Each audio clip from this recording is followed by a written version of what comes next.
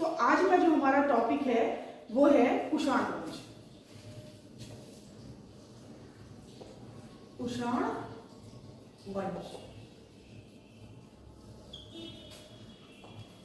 हम देखते हैं कि मौर्यों के पतन के पश्चात पूरे भारत के अंदर एक नहीं बल्कि अनेक, जिनमें हिंद यवन हैं, शुंग हैं, कण्व हैं, सातवाहन हैं, शक हैं और अब कुषाण हैं। ठीक है ना। तो हम देख रहे हैं कि ये कुषाण वंश कहाँ से आया। ये भारत के नहीं थे, ये विदेशी थे। तो आखिर ये आए कहाँ से। तो मैंने आपको पहले भी बताया है कि जो है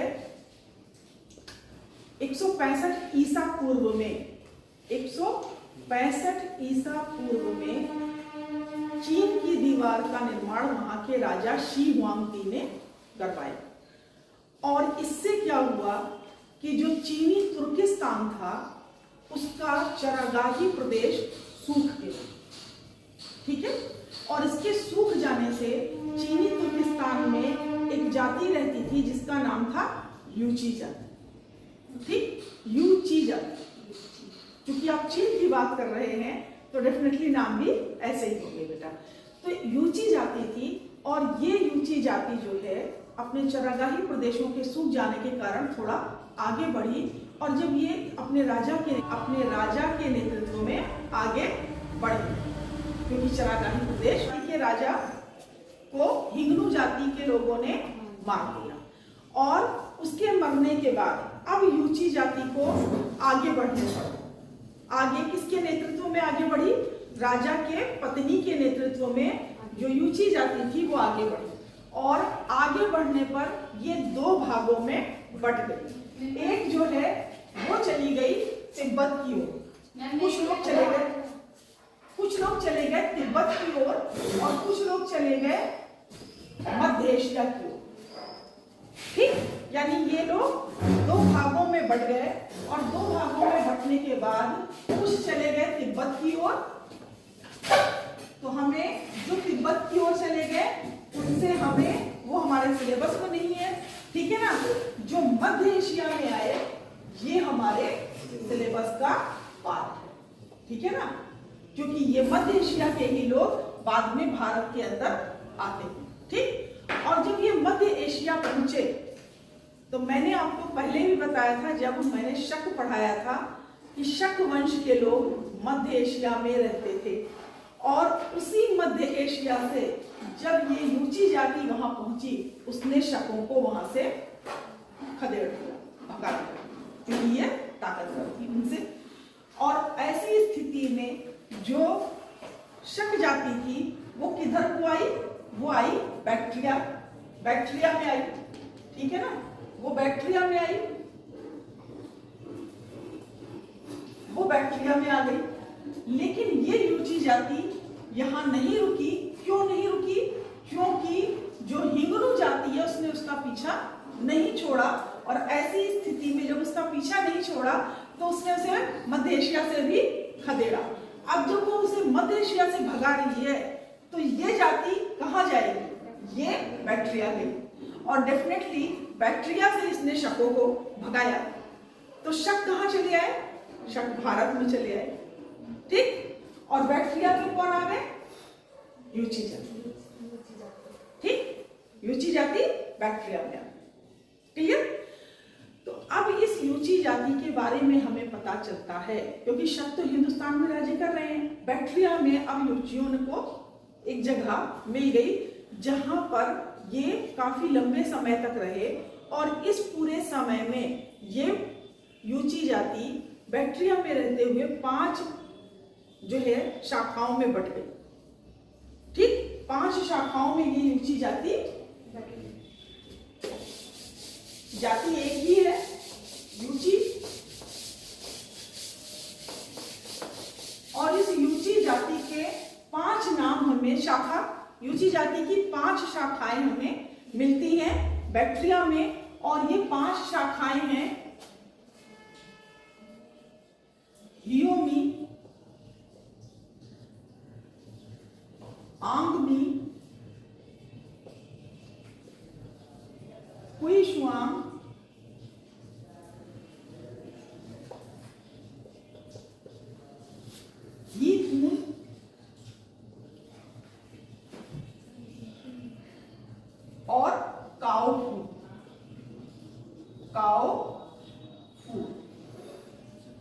चूंकि ये चाइनीज नाम है ना, चीन के थे ना, तो इनके अब ये 5 भागों में 5 शाखाओं में बट गए, ये लोग बट गए बैक्टीरिया मिलकर, और बटने के बाद इनके 5 शाखाओं के नाम हमें मिलते हैं।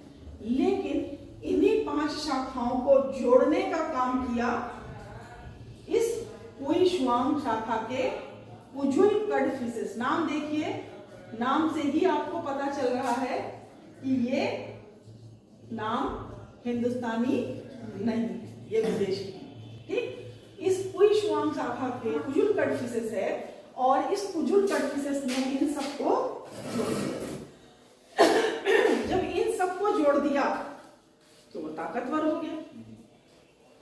ठीक, अब ये यानी पुई शुआंग शाखा के नेतृत्व में ये 5 शाखाएं एकत्रित हो गई, और अब ये एक मजबूत रूप में इन्होंने अपने आप को इस्टेब्लिश कर दिया। और इसी पुई शुआंग को हम किसके नाम से जानते हैं? इसी पुई शुआंग को हम कुषाण वंश के नाम से जानते हैं, ठीक है। लेकिन सबको जोड़ने के बाद जब ये ताकतवर बन गया तो इसने जो है उत्तर पश्चिम भारत के, अभी ये बैक्टीरिया में थे, फिर मुझे इंडिया का मैप बनाना पड़ेगा कि इस बैक्टीरिया में रहने वाले मध्य एशिया के क्षेत्र में बैक्टीरिया में ये शाखा पुई शुआंग के नेतृत्व में जो है, पुई शुआंग शाखा के नेतृत्व में पुजुल कडफिसेस ने इन सबको जोड़ दिया। उत्तर पश्चिम भारत में जो कि आपके सिलेबस में नहीं था वो है हिंद यमन। उत्तर पश्चिम भारत के अंदर हिंद यमन शासन कर रहे थे।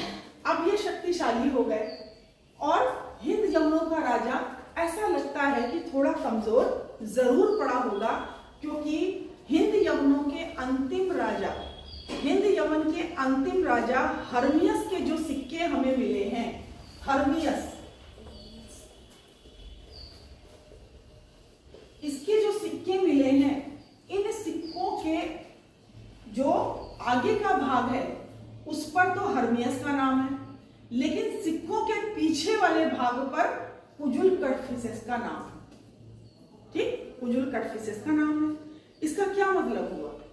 अगर पुजुल कडफिसेस ने उसे जीता होता तो फिर वो हर्मियस के नाम के ऊपर अपना नाम लिखवा देता या हर्मियस का नाम हटा देता, लेकिन आगे के भाग पर हर्मियस और पीछे के भाग पर पुजुल कडफिसेस का नाम होना ये इंगित करता है कि दोनों के बीच में मित्रता हो गई हो।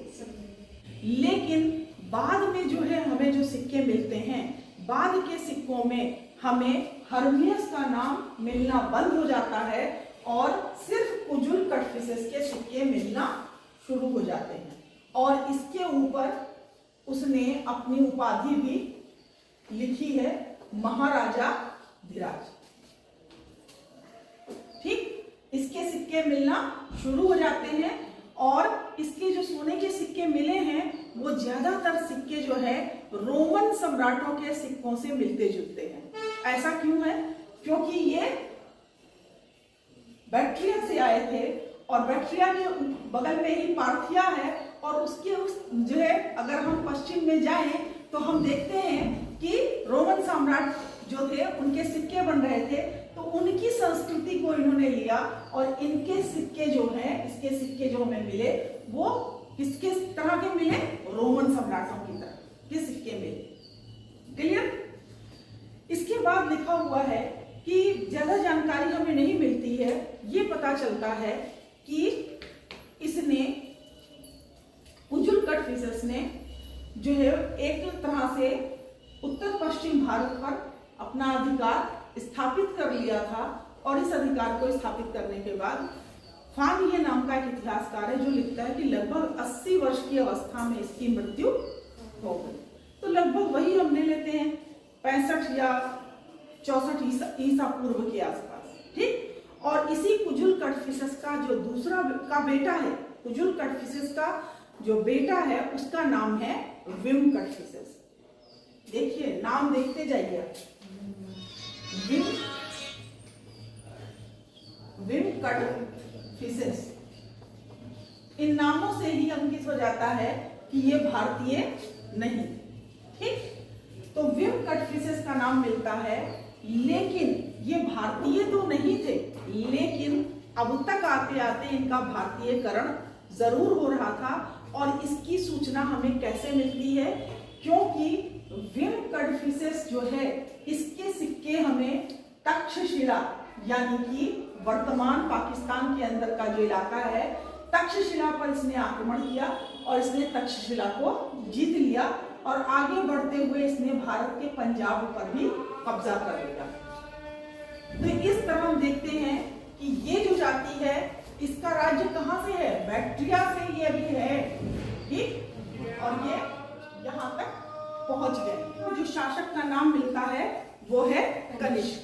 और जब कनिष्क इस वंश का सबसे महानतम सम्राट था और इसके समय में हम देखते हैं कि कुषाण वंश जो है उसने प्राचीन भारत के इतिहास में अपनी सांस्कृतिक और राजनीतिक स्थितियों की वजह से और आर्थिक स्थितियों की वजह से सबसे महानतम जो है साम्राज्यों में अपना नाम जो है दर्ज कराया। ठीक, तो इनकी खुद की तो कोई संस्कृति नहीं थी, लेकिन धीरे धीरे करके यहाँ से इन्होंने यूनानी संस्कृति ली और यहाँ से इन्होंने भारतीय संस्कृति ली और इन दोनों संस्कृतियों के मिलन से जो इन्होंने एक नई संस्कृति को जन्म दिया, यानी यूनानी और भारतीय संस्कृति के मिलन से जो एक नई संस्कृति को जन्म दिया, उस सांस्कृतिक विरासत की वजह से ही कुषाण वंश जो है न सिर्फ अपनी विजयों के लिए, न सिर्फ कला के लिए, न सिर्फ साहित्य के लिए, इसके साथ साहित्य के साथ हम देखते हैं विज्ञान का भी, ये सारी चीजें हर क्षेत्र में जो है वो कुषाण वंश जो है अपनी एक उपस्थिति को दर्ज कराता है, वो कुषाण वंश है। ठीक है ना। तो कनिष्क ने क्या किया कि कनिष्क और विम कटफिशेस के बीच में क्या संबंध था, इसके बारे में हमें जानकारी नहीं, यानी कनिष्क और विम का क्या संबंध था इसके बारे में हमें जानकारी नहीं मिलती है। हम देखते हैं कि वो दो कार्य कौन से हैं। पहला कार्य क्या है, पहला 78 ईस्वी में इसने एक संवत चलाया जिसे शक संवत के नाम से जाना जाता है। ठीक, किसने चलाया, कनिष्क ने।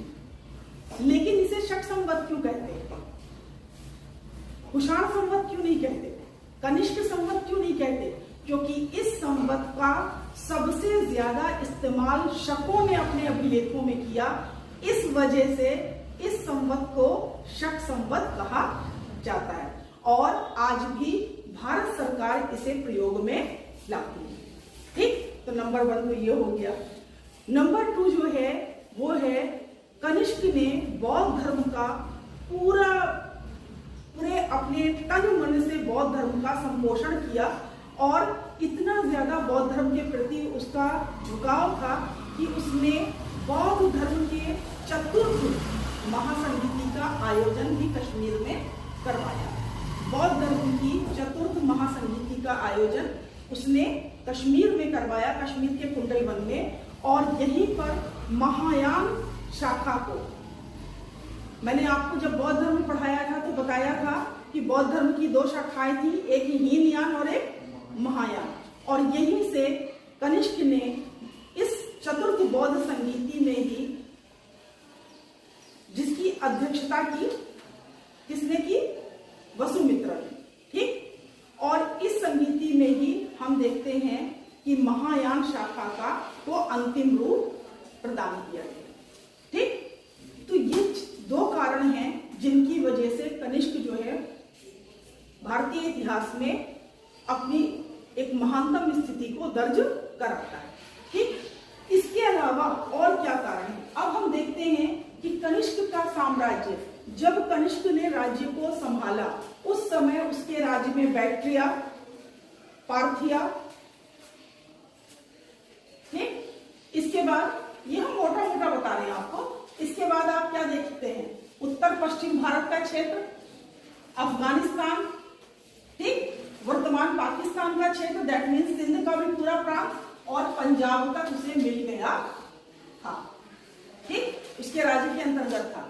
लेकिन चीनी इतिहासकार फान ये के अनुसार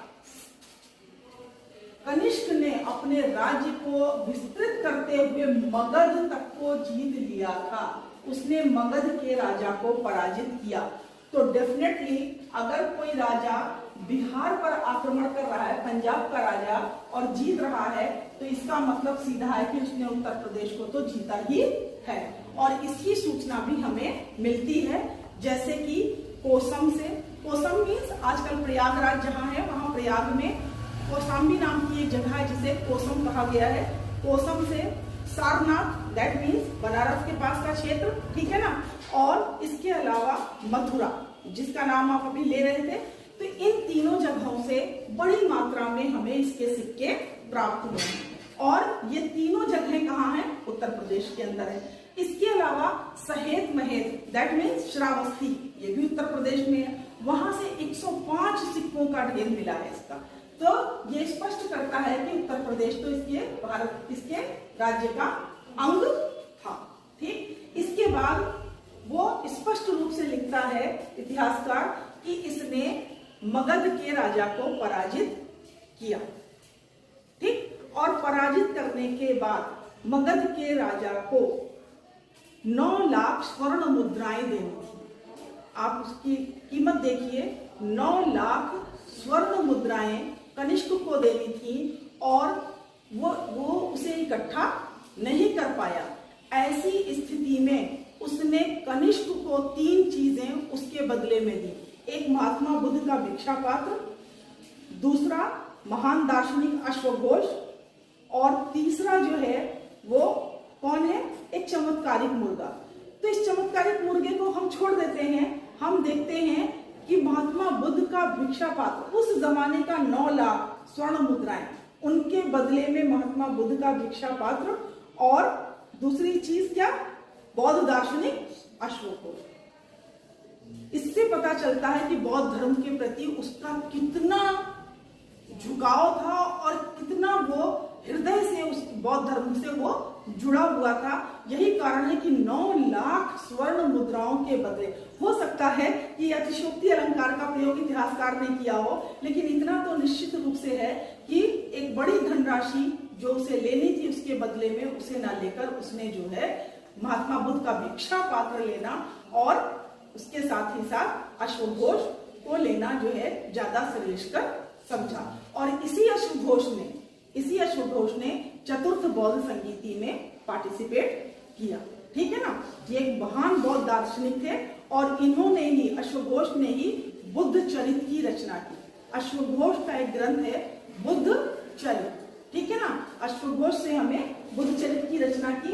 अब हम देख रहे हैं कि इसके साथ ही साथ, अब इसने बिहार तक जीत लिया, इसके साथ ही साथ चूंकि चतुर्थ बौद्ध संगीति कश्मीर के कुंडल वन में कराई है, स्पष्ट लिखा हुआ है, इसका मतलब उसने कश्मीर को भी जीता और इस कश्मीर को जीतकर यहाँ कनिष्कपुर नाम का जो है अपना प्रदेश स्थापित किया। ठीक, तो अब कश्मीर भी उसके राज्य के अंतर्गत आ गया। इसके अलावा हमें यह भी पता चलता है कि उसने उज्जैन के शकों को, मैंने बताया था उज्जैन के शक रुद्रदामन के बाद राजा शक्तिशाली नहीं रह गए थे, धीरे धीरे करके उनका पतन हो गया। तो इस तरह उज्जैन और मालवा पर भी इसने कब्जा कर लिया। ठीक, तो ये जो इसका पूरा एरिया है, ये मौर्यों के बाद वो सबसे विस्तृत एरिया, सबसे ताकतवर एरिया जिस पर जो है कुषाणों ने राज्य किया। ठीक, और इस राज्य की एक खूबी और बहुत ज्यादा है, वो है इसकी आर्थिक स्थिति। प्राचीन भारतीय राज्यों की श्रृंखला में हम देखते हैं कि सबसे मजबूत आर्थिक स्थिति, आर्थिक संपन्नता वो कुषाणों के समय में थी। और क्यों थी? सवाल उठता है कि क्यों थी? क्योंकि पश्चिम भारत में रोमन साम्राज्य था, इनके राज्य के पश्चिम भारत में रोमन साम्राज्य का उदय हो रहा था और इनके पूर्वी भाग में चीन का साम्राज्य था। चीन के अंदर जो रेशम बनता था, सिल्क जिसे कहते हैं, वो बहुत मशहूर था। सब सर्वप्रसिद्ध जो है वो चीन का सिल्क होता था, ठीक। और रोमन साम्राज्य के लोगों को चीन के सिल्क की जरूरत या चीन की वस्तुओं की जरूरत थी। अब चीन जाने के लिए उन्हें जिस रास्ते की तलाश थी, उस रास्ते पर किसका कब्जा था? कुषाणों का, ठीक, कुषाणों का कब्जा था। तो इधर से जो आ रहे हैं व्यापार के लिए और इधर से जो जा रहे हैं व्यापार के लिए, इस तरह ये पूरा जो उत्तर पश्चिम भारत का पूरा क्षेत्र है, ये बन गया था व्यापारिक गण। और इसीलिए चूंकि सिल्क का इतना व्यापार किया जाता था कुषाण समय में कि इसीलिए इसके 3 रास्ते थे और इन तीनों मार्गों को जोड़कर इसका नाम पड़ा सिल्क मार्ग। इसका नाम ही पड़ा सिल्क मार्ग। तो जहां व्यापार इतनी उन्नत दशा में होगा, डेफिनेटली वहां आर्थिक संपन्नता पूर्ण रूप से होगी। और इसका प्रमाण भी हमें मिल रहा है कि कुषाणों के जो सिक्के हमें मिले हैं, बड़ी मात्रा में सोने के सिक्के हमें मिले, बड़ी। लेकिन कुषाणों ने अपनी राजधानी कहां बनाई? ठीक, अब प्रश्न उठता है कि अभी तक तो राजधानी संचालित हो रही थी ज्यादातर कहां? बिहार से। अब कुषाणों ने अपनी राजधानी कहां बनाई?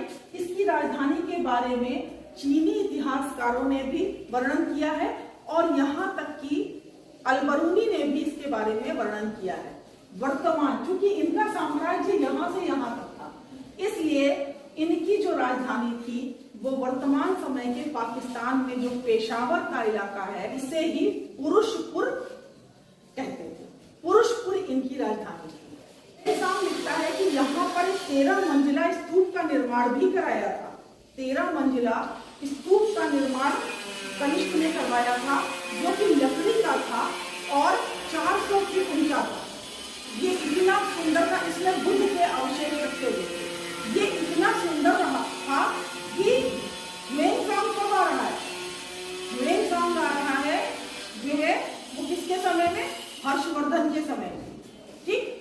हर्षवर्धन के समय में ह्वेनसांग आ रहा है और कनिष्क राज्य कर रहा है लगभग प्रथम शती ईस्वी, ठीक।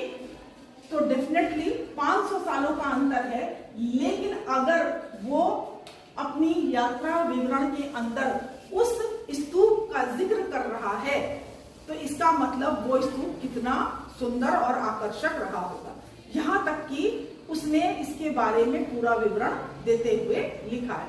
अलबरूनी ने भी इसके बारे में बताया, लेकिन चूंकि ये लकड़ी का बना था, इसलिए ये समय के साथ नष्ट हो गया होगा और इसलिए इसके अवशेष हमें नहीं मिलते।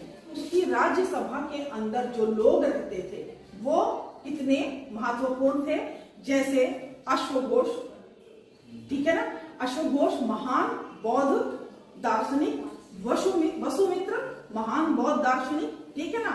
ये इसके साथ ही साथ अब हम और आगे बढ़ते हैं तो नागार्जुन नाम का प्रकांड पंडित जो है, विज्ञान का जानकार, ठीक है ना, उनके बारे में हमें जानकारी मिलती है कि वो राज्यसभा में, कनिष्क की राज्यसभा में थे। इसके अलावा और हम आगे बढ़ते हैं तो हम देखते हैं चरक। अगर भारतीय आयुर्वेद के चिकित्सा शास्त्र पर किसी सबसे महत्वपूर्ण ग्रंथ की रचना भारत में मानी जाती है तो वो है चरककृत संहिता, जिसकी रचना चरक ने की, है ना।